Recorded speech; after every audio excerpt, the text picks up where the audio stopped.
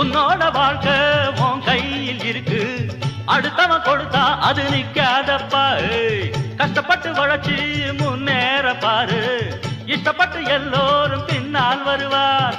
பதவி இருந்தா 10 பேரு, பணத்துக்காக 100 பேரு. காசுக்கு தான் மதிப்பு இருக்கு, மனுஷனுக்கு எங்கே இருக்கு?